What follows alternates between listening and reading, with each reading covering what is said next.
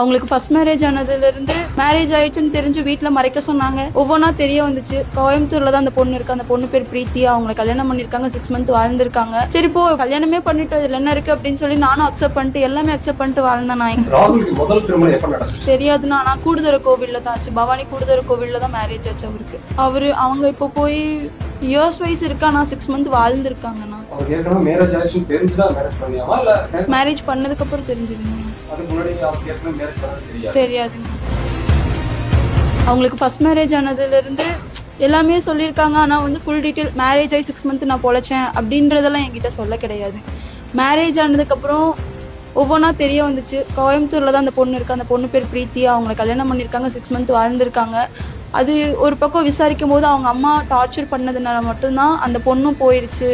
அவரே சொல்லியிருக்காரு, இதனால தான் அவள் போயிட்டா, என்னை விட்டு போயிட்டா அப்படின்லாம் சொன்னாங்க. நான் இருந்துட்டு விடுப்பா ஒன்றும் இல்லை, நல்லா இருந்தோம்னா. ஆனால் வாழ்க்கையில் ரொம்ப சந்தோஷமாக இருந்தோம். எந்த ஒரு பிரச்சனையும் இல்லை, ரொம்ப சந்தோஷமாக இருந்தோம். எங்களை மாதிரி யாராலையும் வாழ முடியாது. மேரேஜ் ஆயிடுச்சுன்னு தெரிஞ்சு வீட்டில் மறைக்க சொன்னாங்க.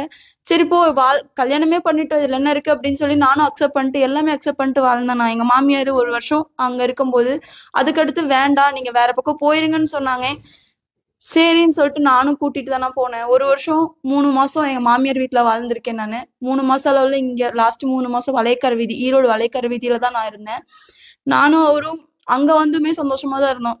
இந்த குடிப்பழக்கத்துக்கு எப்படி அடிமையானாருன்னா, என் மாமியார் வந்து கல்யாணத்துக்கு முன்னாடியே அவர் சம்பாரிச்சுட்டு வந்தாருன்னா, உனக்கு உடம்பு சலுப்பா இருக்கான்னு சரி கேட்கும் போதெல்லாம், சரி ராகுல் வாங்கிக்கோ, சரி குடிச்சுக்கோ அப்படின்னு சொல்லி கொடுத்து காசு கொடுத்து வீட்லயே வாங்கிட்டு வந்து குடிக்க வச்சு பழகினது தான் இந்த பழக்கம். அது ரொம்ப காலப்போக்கில் அதிகமாயிருச்சு. மேரேஜ் ஆனதுக்கப்புறம் நான் சொன்னேன், இது லைஃப்ல செட் ஆகாதுமா, இப்படி குடிச்சு பழகாதீங்க அப்படின்னு சொன்னதுக்கு, அப்ப நான் பழகிறேன்னு முத சண்டை என் மாமியாருக்கு எனக்கு இதனாலதான் வந்துச்சு. ராகுலுக்கு முதல் திருமணம் எப்ப நடந்துச்சுமா? நான் அது தெரியாதுன்னா நான் கூடுதர கோவில்ல தான் ஆச்சு. பவானி கூடுதர கோவில்ல தான் மேரேஜ் ஆச்சு அவருக்கு.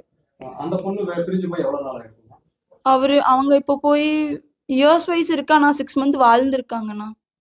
உங்க மேரேஜ் ஆகி எவ்வளவு நாள் ஆச்சுமா? எனக்கு 1.5 வருஷம் ஆகுதுங்கண்ணா. அவருக்கு ஏற்கனவே மேரேஜ் ஆயிடுச்சுன்னு தெரிஞ்சுதான் மேரேஜ் பண்ணியாமா இல்ல மேரேஜுக்கு அப்புறம் இன்னும் நீங்க மேரேஜ் பண்ணிட்டதுக்கு அப்புறம் தெரிஞ்சது? மேரேஜ் பண்ணதுக்கு அப்புறம் தெரிஞ்சதுங்கண்ணா. அதுக்கு முன்னாடி அவருக்கு ஏற்கனவே மேரேஜ் ஆனது தெரியாதுங்கண்ணா.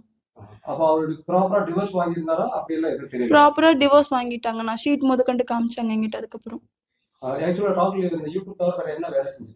அண்ணா அவரு ஒரு கம்பெனிக்கு போயிட்டு இருந்தாரு. அதாவது வெளிநாட்டுல இருந்து வர போட்டோஸ்லாம் எடிட் பண்ற போட்டோ எடிட்டரா இருந்தாருங்கண்ணா. பள்ளிப்பாளையத்துல ஒர்க் பண்ணிட்டு இருந்தாரு. அதுக்கப்புறம் இப்ப அவங்க அம்மானாலேயே பிரச்சனை வந்து தேவையில்லாம ஓனருக்குலாம் ஃபோன் பண்ணி பேசி ப்ராப்ளம் வந்ததுனால இப்ப அவர் அந்த ஒர்க்கை வந்து டிஸ்கண்டினியூ பண்ணிட்டு ஃபுல்லா ஷூட்லயே இறங்கிட்டாரு. வீடியோ பண்ணி ப்ரொமோட் பண்ணி எடுத்துக்கலாம், ஸ்டோரி போட்டு எடுத்துக்கலாம்னு சொல்லி வீட்டுல இருந்தே பண்ண ஆரம்பிச்சிட்டாரு. இப்போ நாங்க தனியா போனதுக்கு அப்புறம் எல்லாமே நான் தான் அப்படின்றதுனால டான்ஸ் சொல்லி கொடுக்கறதுக்காக டான்ஸ் கிளாஸ் செக் மேட்டுன்னு சொல்லி டான்ஸ் கிளாஸ்க்கு இருக்க போயிருந்தாரு. அதுக்கப்புறம் ஸ்கூலுக்கு போய் கிளாஸ் இருக்க போனாரு. இப்போ லாஸ்ட் டைம் கள்ளக்குறிச்சி கூட ஒரு 10 நாள் போய் அங்கதான் இருந்தாரு. அப்பயும் வீட்டில தான் இருந்தேங்கண்ணா. அவர் கள்ளக்குறிச்சியில இருக்காருன்றதுனால மட்டும்தான் நான் எங்க அம்மா வீட்டுக்கு லாஸ்ட் அந்த 1 நாள் வந்தேன். இது நாள் வரைக்கும் அம்மா வீட்டுக்கு வந்து ஸ்டே ஆனது கிடையாது நான்.